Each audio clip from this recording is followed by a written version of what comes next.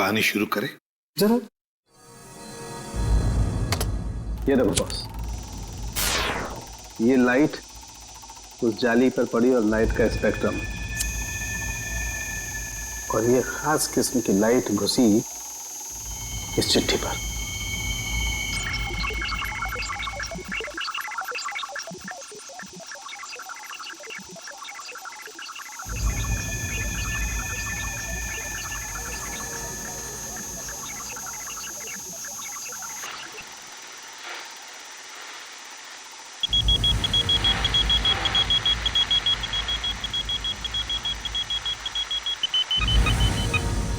6 साल। बॉस, गायत्री ने चिट्ठी 6 साल पहले भेजी। गायत्री ने चिट्ठी लिखी 6 साल पहले और चिट्ठी पहुंची अब 6 साल बाद। सर, 6 साल पहले कटी हुई उंगली आज भी नहीं। सर, न जाने इन 6 सालों में इस बच्चे के साथ क्या क्या हुआ होगा। हाँ, 12-13 साल का तो हुआ होगा बच्चा। सर, इस गायत्री को हम ढूंढ निकालेंगे। गायत्री को भी और उस बच्चे को भी। बरूरपुर जाने का इंतजाम करो।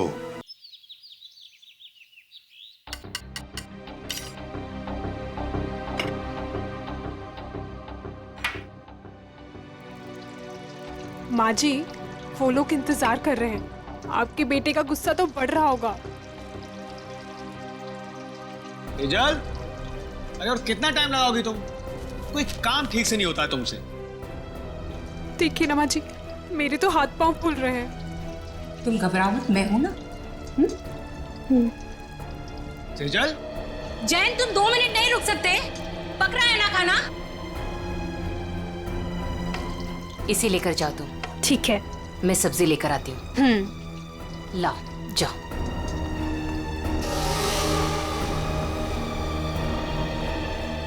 थैंक गॉड, आज खाना तो ठीक वक्त पर आ गया।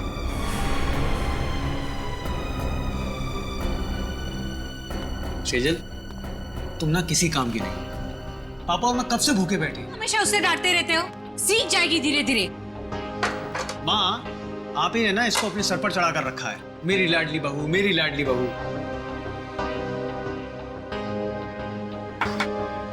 घबराओ मत, मैं हूं ना।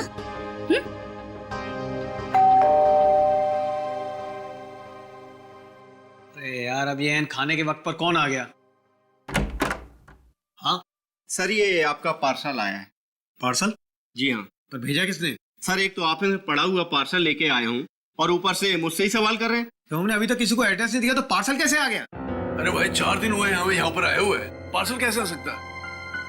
अरे बेटा, पार्सल पे नाम किसका है वो तो देखो। अरे माँ, नाम ही तो सफाचट है।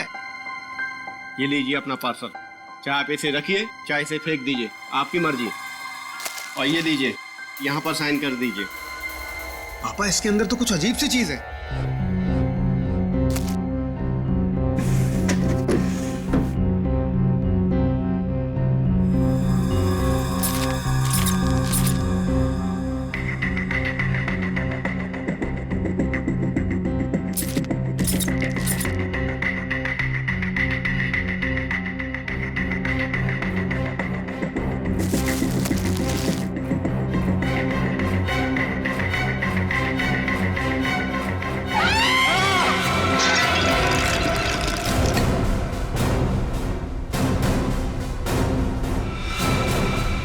ये किसने भेजा है हमारे घर ऐसा?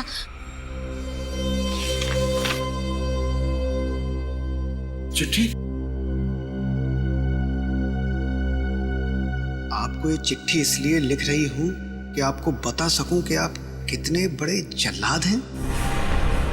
आपको जला देना चाहिए, गोली मार देनी चाहिए और नरक में सड़ाना चाहिए। जो आप मुझसे करवा रहे हैं वो गलत है। मैंने कर जरूर दिया है और आपको इस चिट्ठी के साथ भेज रही हूं।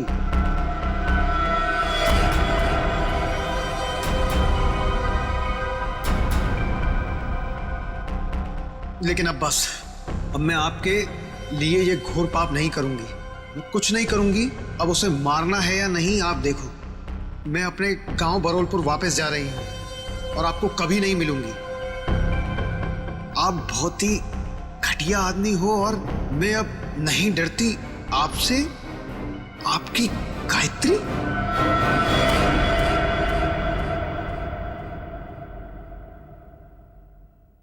कौन है ये गायत्री?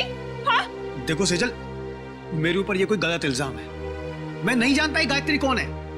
मेरे होते हुए कौन तुम्हारी गायत्री? और ये तोहफा दिया है तुम्हारी गायत्री ने तुम्हें?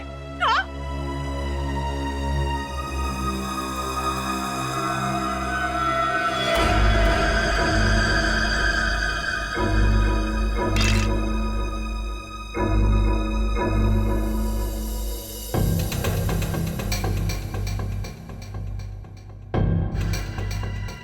माय गॉड, छोटे बच्चे की कटी हुई उंगली है सर। फॉर्मल्डिहाइड में रखी है, लगता है 5-6 दिन पुरानी होगी सर। उंगली काट के भेजा है, मतलब ब्लैकमेलिंग किडनैपिंग का केस लग रहा है सर।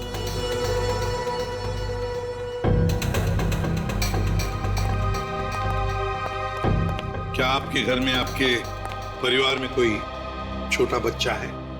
नहीं सर, हमारे यहाँ तो कोई बच्चा नहीं है और ना ही ये पार्सल हमारा हो सकता है। लेकिन आया तो तुम्हारे घर पर ही ना।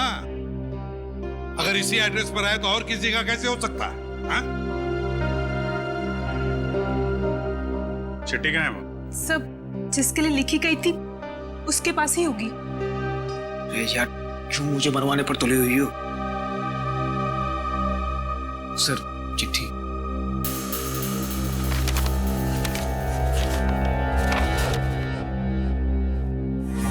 आपको चिट्ठी इसलिए लिख रहे हैं कि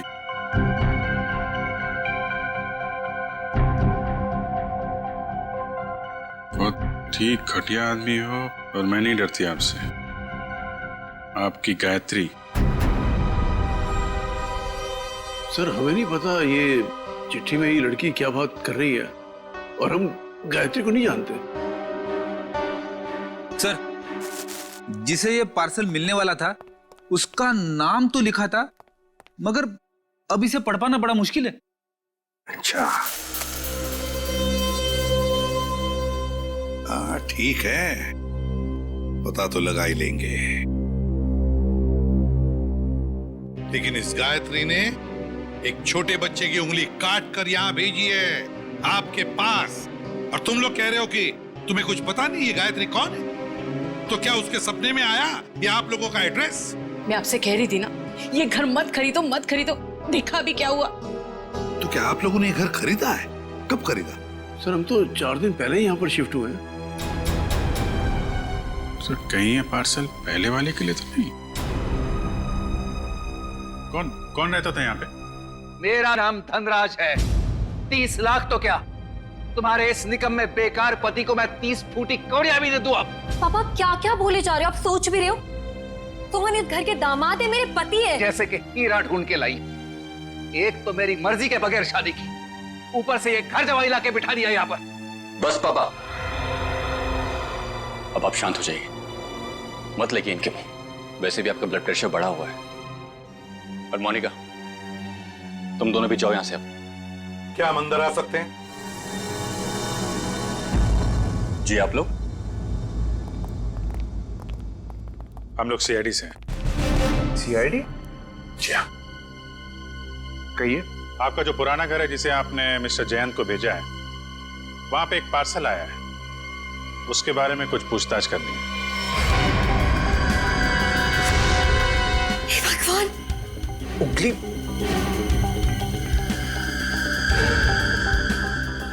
ये तो किसी बच्चे की उंगली है। जी हाँ, और इसके साथ साथ एक चिट्ठी भी है। किसी गायत्री ने लिखी है चिट्ठी।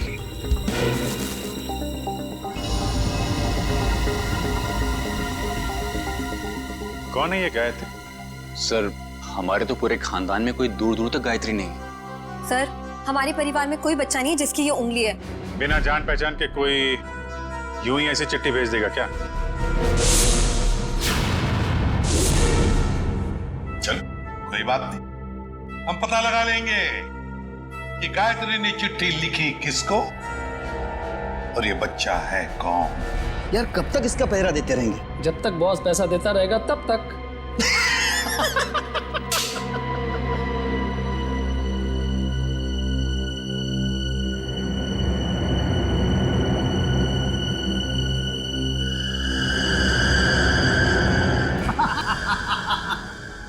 बच्चे।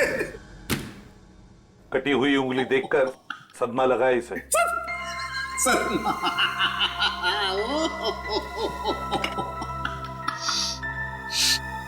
नहीं सर, इसमें कोई लाफिंग गैस नहीं है। Laughing gas? ये देख साउंड के, तुझे हमने सिर्फ इतना बताया कि गायत्री नाम की एक औरत ने एक बच्चे की उंगली काट दी, और तुझे हंसी के फव्वारे फूट रहे हैं। यार सिर्फ इतना ही कहा है ना कि ये उंगली शायद 5-6 दिन पहले काटी गई है, क्योंकि सही सलामत है, सड़ना शुरू नहीं हुई है। उंगली तो ठीक है, लेकिन ये फॉर्मेल्डिहाइड का क्या? फॉर्मेल्डिहाइड का क्या? हाँ क्या? ये देखो, रिपोर्ट पढ़ो फॉर्मेल्डिहाइड की। क्या? फॉर्मेल्डिहाइड सॉल्यूशन 6 साल पुराना है? 6 साल? पंकज क्या हुआ? लगता है फॉर्मल्डिहाइड पी गया इसे। सर, इसने अभी अभी कटी हुई उंगली का फॉर्मल्डिहाइड सूंघा है। सालूम के साहब ने सूंघा, सालूम के साहब गए, पंकज ने सूंघा, पंकज आया। अब तुम भी सूंघ लो। क्यों? अब चुप क्यों हो गए? अरे यार वो क्या जब का है? फॉर्मेल्डिहाइड 6 साल पुराना तो उंगली भी 6 साल पुरानी हो गई। देखो बॉस, वो जो चिट्ठी गायत्री ने भेजी है ना, उस चिट्ठी पर जो स्याही है, मैं उस स्याही के अंदर घुसूंगा और पता चल जाएगा। आओ। ये लो, सालू के साहब अब चींटी बन के दिखाएंगे। कैसे? कुछ पी जाएंगे और क्या, चींटी बन जाएंगे?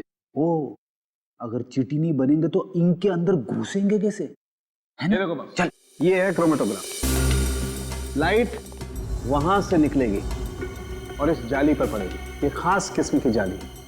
यहां पर लाइट का एक स्पेक्ट्रम बनेगा, लाइट हो जाएगी सतरंगी और इस फिल्टर पर पड़ेगी। ये खास किस्म का फिल्टर है, जहां से सिर्फ एक खास किस्म की लाइट की रेज ही इस चिट्ठी पर पड़ेगी जो गायत्री ने लिखी, और वो लाइट इस चिट्ठी पर जो स्याही है, उस स्याही के अंदर घुस जाएगी।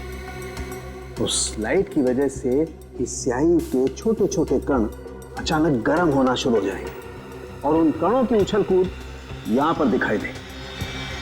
और ये इस कंप्यूटर के साथ जुड़ा हुआ है। दरअसल एक कंप्यूटर हमें पढ़ के बताएगा कि ये स्याही कितनी पुरानी है। सालुंखे, तेरा फिजिक्स का लेक्चर पूरा हुआ? हम कहानी शुरू करें? जरूर। ये देखो बॉस, ये लाइट उस जाली पर पड़ी और लाइट का स्पेक्ट्रम, और ये खास किस्म की लाइट घुसी इस चिट्ठी पर।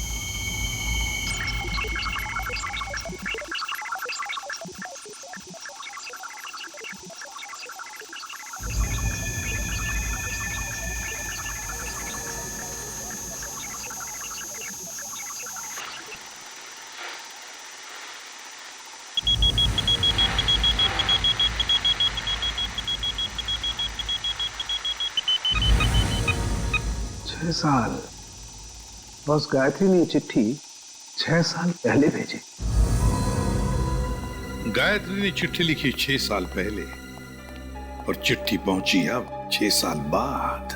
सर, 6 साल पहले कटी हुई उंगली आज मिली। सर, न जाने इन 6 सालों में इस बच्चे के साथ क्या क्या हुआ होगा। हाँ, 12-13 साल का तो हुआ होगा बच्चा। सर, इस गायत्री को हम ढूंढ निकालेंगे। गायत्री को भी और उस बच्चे को भी। बरूरपुर जाने का इंतजाम करो। हम घर तो दिखा दे रहे हैं आप लोगों को गायत्री का, लेकिन 9 साल हो गए जब वो इस बरूरपुर से गायब हुई है। गायत्री के माँ बाप किसी से उसके बारे में कोई बातचीत नहीं करते हैं। इतना तो बता सकते हैं कि अभी वो कहाँ है, किसके साथ है? मुश्किल है साहब, पति पत्नी दोनों पूरे गांव से कटे रहते हैं, किसी से कोई बातचीत नहीं। लेकिन ऐसा क्यों? पता नहीं, हम तो उनके दरवाजे पर जाएंगे नहीं, और हमको नहीं लगता है कि आप लोगों के लिए वो दरवाजा भी खोलेंगे। टेलीग्राम। टेलीग्राम? किसने भेजा टेलीग्राम? गायत्री ने भेजा टेलीग्राम। गायत्री? सरिता रुक, सुन।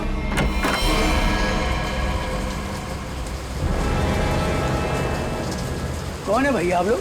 हम लोग सीआईडी से। सीआईडी से? और आपकी बेटी गायत्री को ढूंढते ढूंढते मुंबई से यहाँ आए। मुंबई से?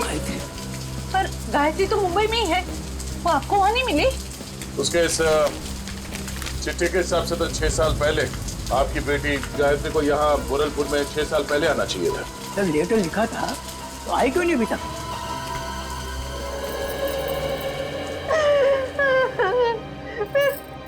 कहाँ गई मेरी बच्ची?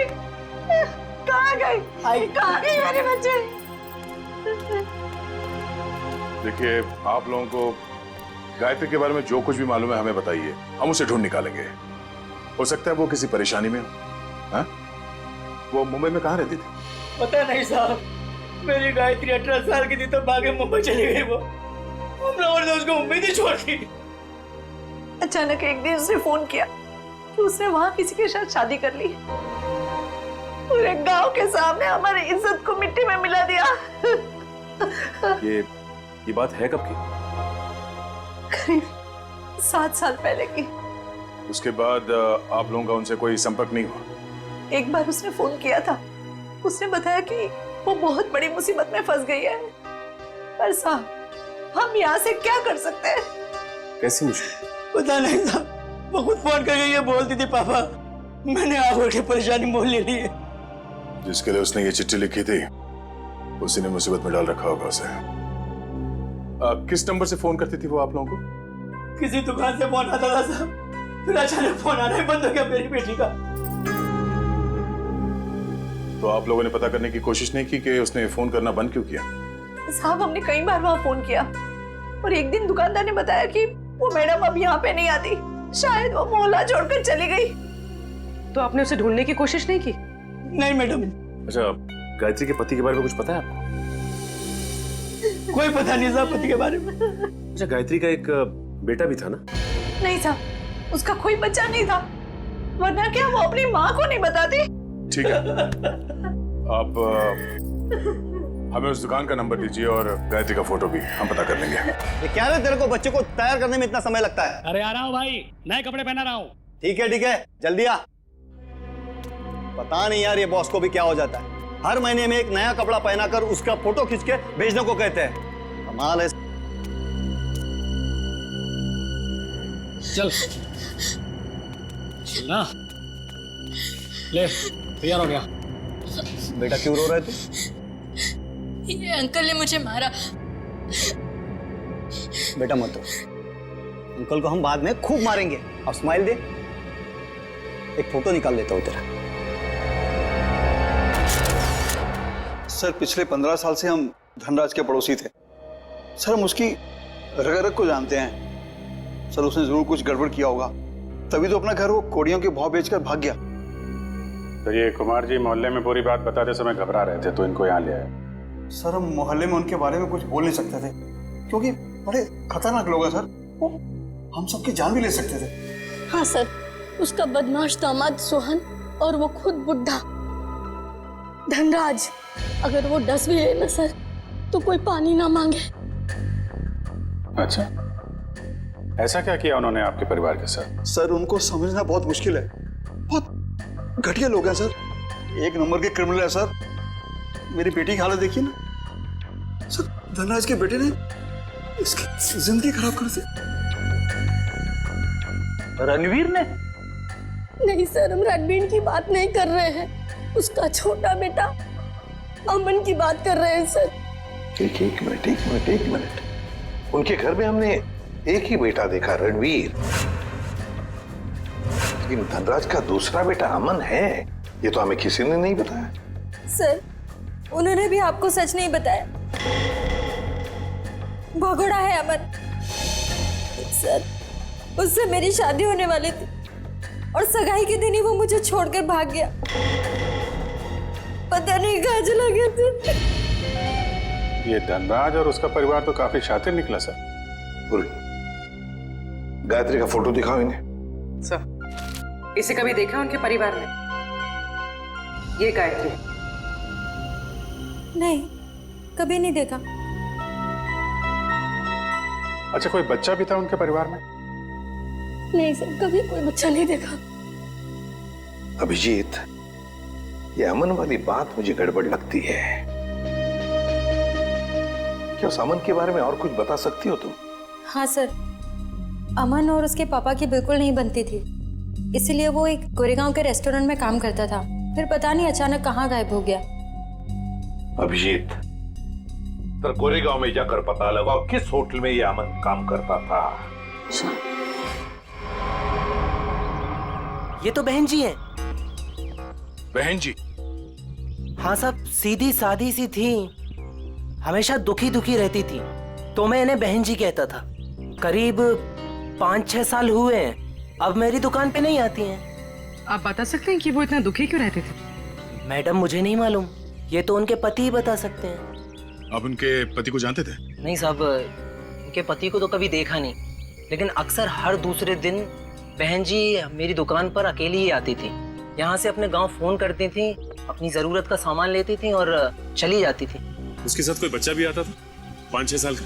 नहीं साहब, मैंने कभी कोई बच्चा नहीं देखा इनके साथ।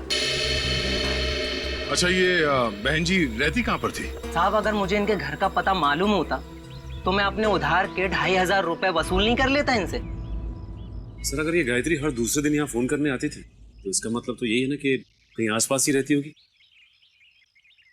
इतनी वाहियात फिल्म थी ना कि मैं तो पूरी पिक्चर में ही सोता रहा। क्या बात है? तो और क्या, इतनी बकवास? अरे एकदम बकवास। अरे समझ सुनो, आप करना जरा ये फोटो देखिए। आप लोग इस औरत को पहचानते हैं? भाई साहब, आप किसी और से जाके पूछ लीजिए ना, आप देख नहीं रहे हम लोग बातचीत कर रहे हैं। अरे भाई साहब, 1 मिनट फोटो देख लोगे तो क्या जाएगा आपका? क्यों भाई, जबरदस्ती है बताना। अब जबरदस्ती समझो या फिर मजबूरी, जरा ये फोटो देख के पहचानिए। हम लोग सीआईडी से। जी हाँ, सीआईडी से। अब देखिए और बताइए। ये औरत, ये तो वही है ना सर? इसकी वजह से मेरे को बहुत मार पड़ी है सर।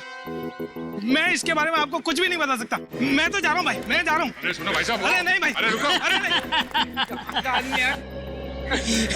गायत्री को आप लोग ढूंढ रहे हैं? मगर इसमें हंसने वाली कौन सी बात है? अरे मैडम, गायत्री के बारे में हर आदमी कुछ न कुछ नई बात बताएगा आपको। मतलब? अरे साहब, उसको समझना बहुत मुश्किल था। गुंडे उसकी देखभाल करते थे, और तो और साहब, उसको कोई आंख उठाकर नहीं देख सकता था, न ही उससे बात कर सकता था। वो रहती कहाँ थी? अभी तो कोई उसके घर में नहीं रहता, पिछले 6 साल से खाली पड़ा है। पता नहीं वो लोग कहाँ चले गए। कोई नहीं, हम देख लेंगे। ये बताओ कि उसका घर कहाँ है? वो रहा गायत्री का घर।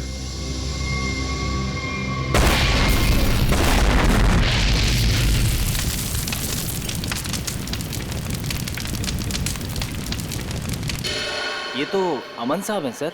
ये बहुत पहले यहाँ पर मैनेजर होते थे सर, बहुत खड़ूस थे ये, 1 सेकंड चैन से नहीं बैठने देते। अच्छा, ठीक है ठीक है। उनके बारे में हमें कुछ और बता सकते हो? हाँ साहब, सुना है कि इनके पिताजी के साथ इनकी बिल्कुल नहीं बनती थी, इसीलिए वो इतने बड़े बाप की औलाद होने के बाद भी यहाँ काम करते, और फिर किसी रईस लड़की से उन्होंने शादी कर ली, और फिर शायद वो बेंगलोर चले गए। और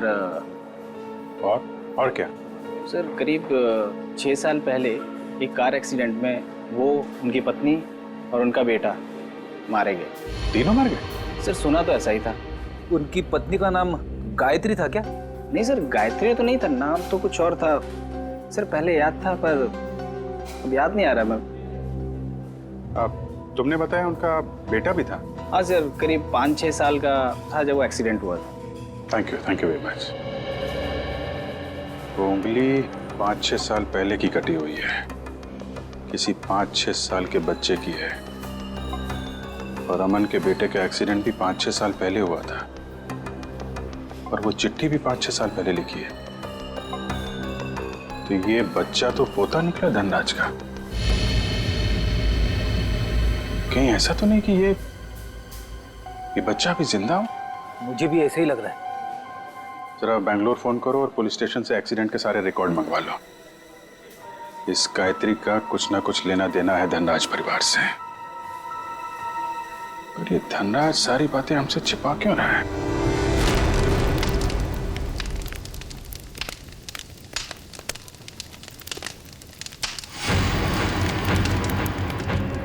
क्या टाइमिंग थे? हम लोग यहाँ गायत्री के घर पहुंचने ही वाले थे कि किसी ने यहाँ पे बॉम्ब ब्लास्ट कर दिया। सर ये ठंडे बस्ते में पड़ा हुआ मामला नहीं लगता है बच्चा अभी भी जिंदा है और ये मुजरिम हम पे नजर रखे हुए था, इसीलिए उसे पता लग गया कि हम गायत्री के बारे में पूछताछ कर रहे हैं। हाँ, मगर ऐसी क्या चीज थी यहाँ जो मुजरिम चाहता था कि हमारे हाथ न लगे? ये घर सालों से बंद पड़ा है, गायत्री यहाँ पे रहती भी नहीं है, फिर ये धमाका करने की क्या जरूरत थी? जरा देखो आसपास, देखो कोई सुराग मिलता है।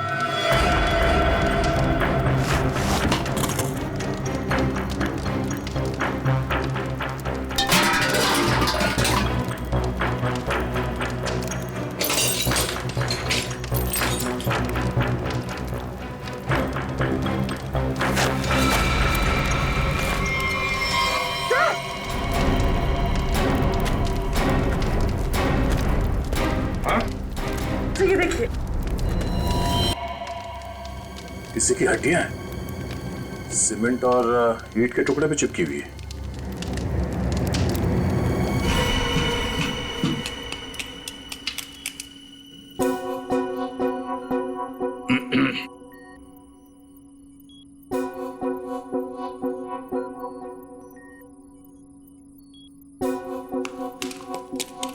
सालुंखे, तू एक एक हड्डी निकालते रहे ना, हम यहाँ खड़े खड़े भजन करते हैं। हाँ?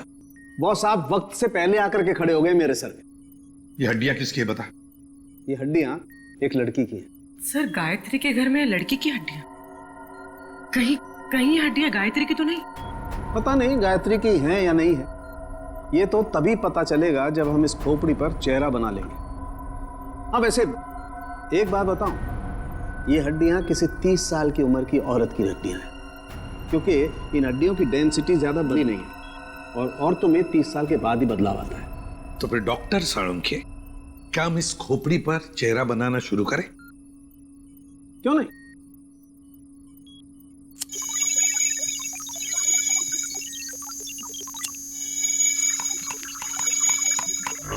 वैसे एक बात बताओ, जिस किसी ने भी गायत्री के घर में ब्लास्ट किया है उससे बड़ा गधा संसार में कोई और होगा नहीं।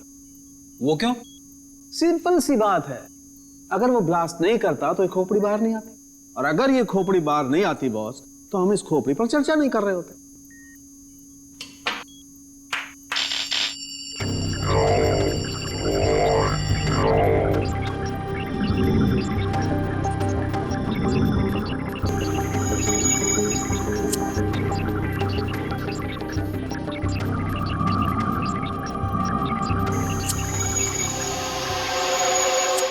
जैसे इसको थोड़ा वक्त लगेगा बस, कंप्यूटर को हर काम सोच समझ के करना पड़ता है, कहीं चेहरा गलत ना बन जाए।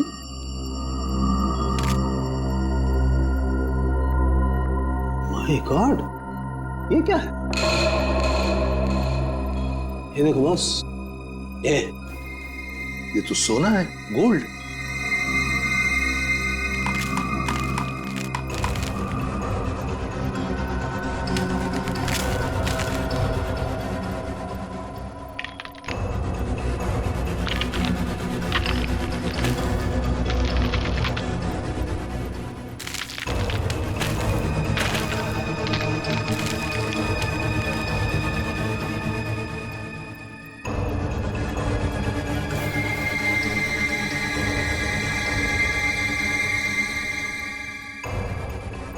ये देखो बॉस, ए फॉर एप्पल। यार, ए फॉर अमन। हाँ, चेहरा बन गया बॉस। गायत्री, सर गायत्री के घर में घुस के किसी ने उसे मार दिया और उसे अपने घर में गाड़ दिया, और गायत्री ने उस बच्चे की उंगली काट कर फेंक दी। पर हुआ क्या उस बच्चे का?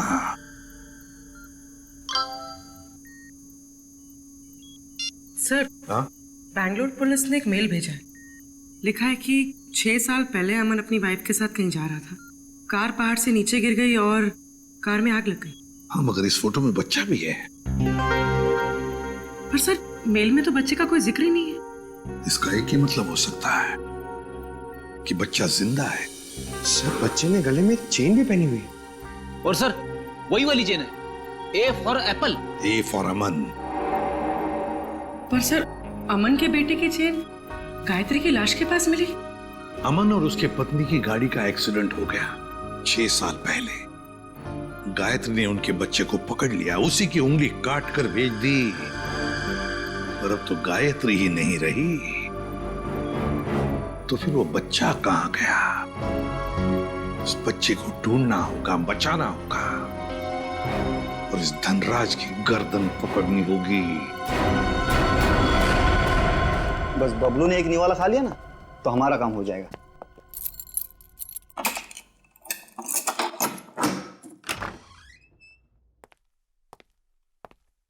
बबलू बेटा, ले बेटा खाना खा ले। ये मेरे लिए? हाँ मुन्ना, तेरे लिए ही है, ले खा ले।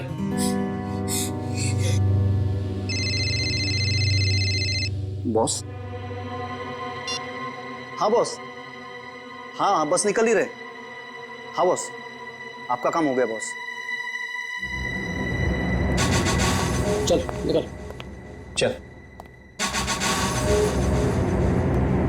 धनराज जी, क्या कह रहे थे आप लोग? कि आपको उंगली के बारे में कुछ पता नहीं, गायत्री कौन है किसी को कुछ नहीं मालूम, आपके पूरे परिवार में कोई बच्चा है ही नहीं, तो फिर क्या ये झूठ पे झूठ बोलते रहे आप। आपको मालूम था वो उंगली किस बच्चे की है। आप जानते थे गायत्री ने एड्रेस लिखने में कोई गलती नहीं की। आपने ये बताना जरूरी नहीं समझा कि आपका एक और बेटा था अमन, जिसका एक 5-6 साल का बच्चा है? क्यों?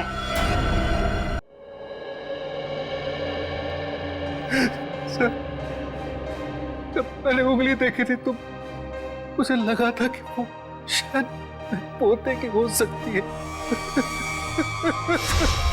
सर बचा लीजिए उसे, सर बचा लीजिए, सर प्लीज बचा लीजिए उसे। वो किसी की कैद में है पिछले 6 साल से। उसने कहा है कि जब तक मैं उसे पैसे देते रहूं तब तक वो उसे जिंदा रखेगा। सर, उसने मुझे धमकी दी है कि अगर मैं किसी को बताऊं तो मेरे बबलू को मार देगा। पापा, अमन का बेटा जिंदा है और आपने हमें भी नहीं बताया। मैं नाराज था अमन से।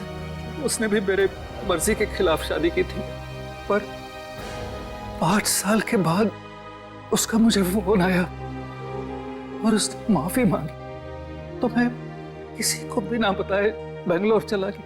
फिर पोते बबलू को गले लगाया, उनको घर वापस आने को कहकर मैं वापस आ गया। मुझे क्या पता था कि वहां से आते आते उनका एक्सीडेंट हो जाएगा। लेकिन बबलू उस एक्सीडेंट में बच गया है ना? मुझे लगा था कि उन दोनों के साथ बबलू भी नहीं रहा, पर एक दिन किसी आदमी का मुझे फोन आया। उसने बबलू की आवाज मुझे फोन पर सुनवाई और कहा कि जब तक मैं उसे 10 लाख रुपया महीना देता रहूंगा तब तक बबलू जिंदा रहेगा। आपको ये कैसे लगता था कि उन्होंने बबलू को जिंदा रखा होगा? सर, वो हर महीने मुझे बबलू के फोटोग्राफ्स भेजता रहा सर। 1 मिनट, ये लीजिए सर।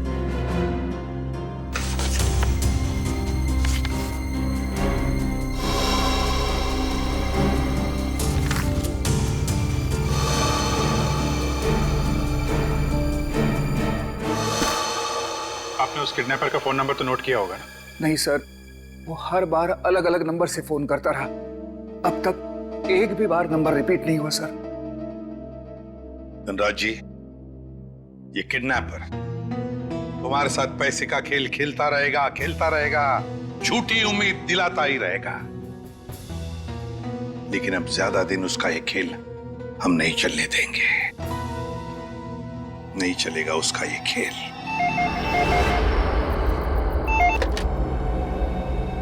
हेलो धनराज जी, मैं सोच रहा हूँ कि आपका पोता मैं लौटा दूं। ओह, तुम हो?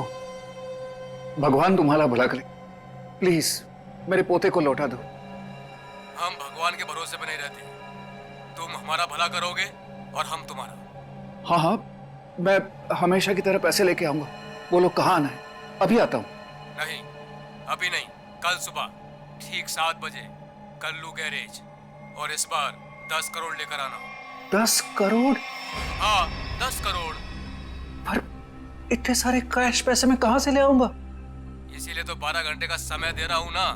और सुनो, कोई चालाकी नहीं, वरना अपने पोते से हमेशा के लिए हाथ धो बैठोगे। नहीं नहीं, प्लीज कुछ भी मत करना मेरे पोते को।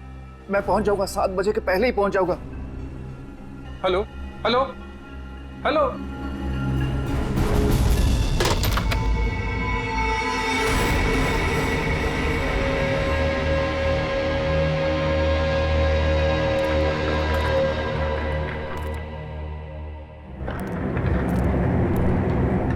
कल्लू गैरेज ही तो बोला था, यहाँ तो कोई नहीं है। हेलो हेलो, कोई है? पापा। रणवीर, रणवीर तुम यहाँ क्यों आए? पापा, मैं आपको किडनैपर से अकेले मिलने कैसे आने देता? रणवीर, तुम्हें पता है उसने कहा था कि मैं अकेला ही यहाँ। अगर उसने तुम्हें देख लिया तो वो बबलू को कुछ भी कर सकता है। रणवीर, जाओ, भागो, तुम भागो।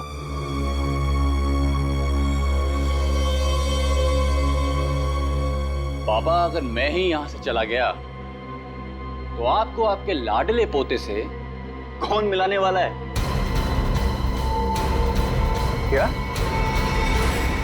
तुम? जी हाँ, मैं ही आपके पोते को 6 साल से पाल रहा हूँ। क्या कह रहे हो रणवीर? तुम ऐसे कैसे कर सकते हो?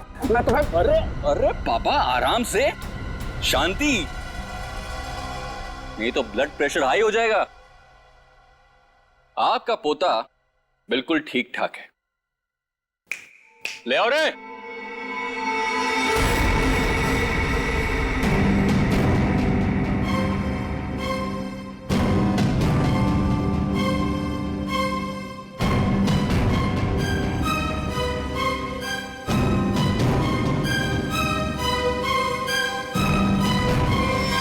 बबलू, दादाजी, दादाजी।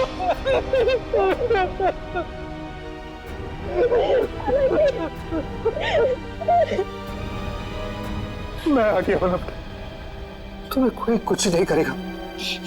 चलो घर चलते। अरे रुकिए पिताजी, रुकिए। जाते जाते जरा इन कागजात पे साइन करते जाइए, देख लीजिए। वो क्या है ना कि ये सब हो जाने के बाद आप और मैं एक साथ तो रह नहीं सकते, तो आपका घर और फैक्ट्री मेरे नाम कर जाइए और दफा हो जाइए। तो जैसे विश्वासघातकी को तुम्हें एक फूटी कौड़ी भी नहीं दूंगा। दोगे पापा, दोगे। जब आप बिना देखे अपने पोते के लिए करोड़ों रुपए दे सकते हो, तो देखने के बाद तो इतना दे ही दोगे। नहीं मिलेगी, एक फूटी कौड़ी भी नहीं मिलेगी। अच्छा, देखते। क्या कर रहे हो? सोच लीजिए। दादाजी नहीं। बुढ़े साइन कर, दोबारा मौका नहीं दूंगा।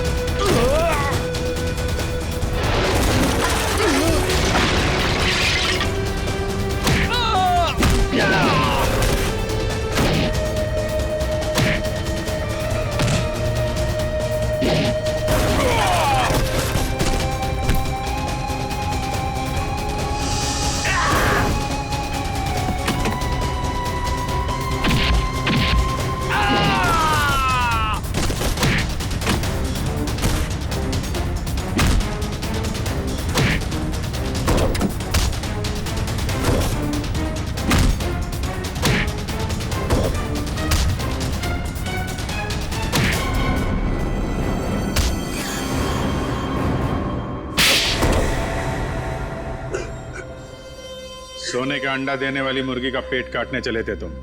सारे अंडे एक साथ चाहिए थे, हैं? धनराज जी को फोन करके यहाँ बुलाना तुम्हारी सबसे बड़ी गलती थी।